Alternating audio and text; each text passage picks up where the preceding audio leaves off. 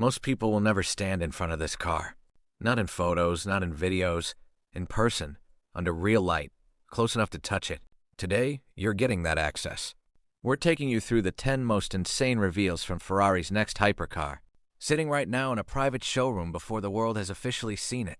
Stick around, because the number one reveal on this list is the moment that changes how you think about this entire car. Number 10, the silhouette. The first thing that hits you isn't a spec, it's the shape. A roofline that drops low, almost like a fighter jet canopy sealing shut.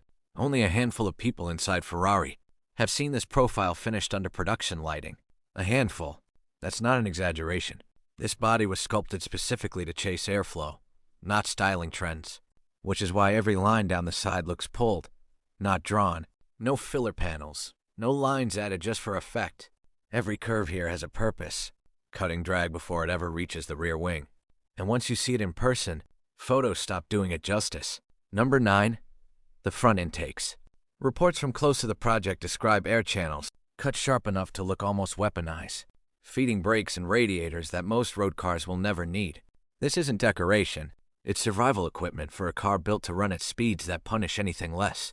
3 separate channels, each one doing a different job. Cooling, feeding, and cutting drag all at once. And if you thought the silhouette alone was extreme, wait until you see what's happening at the back. Number 8, the active rear aero. Rumored to shift shape automatically depending on speed and cornering load. This diffuser and wing setup is said to behave more like something pulled off a race car than anything meant for a public road.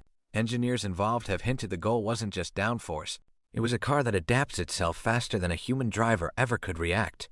Sensors, motors, and software working together in fractions of a second, adjusting before the driver even feels the need for it. Number 7, the carbon architecture. Nearly the entire body is built from advanced carbon fiber, shaving weight everywhere physics allows. In the hypercar world, weight is the enemy of everything. Speed, cornering, even the sound the engine makes under load.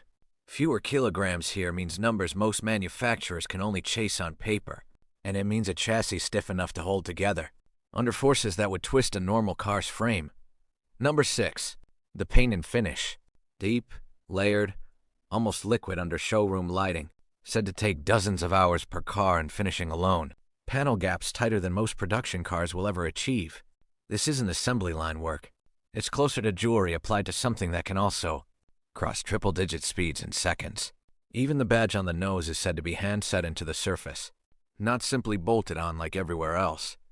Grays, subscribe. Number 5, the cockpit layout. Step inside and it feels less like a cabin, more like a fighter jet cockpit. Leather, Alcantara, exposed structural carbon fiber, hand-fitted panel by panel. A driver-focused build, not a passenger-focused one. Every material here was chosen for how it performs under real driving stress, not just how it looks sitting still, because comfort was never the priority in a car like this. Number 4, the steering wheel.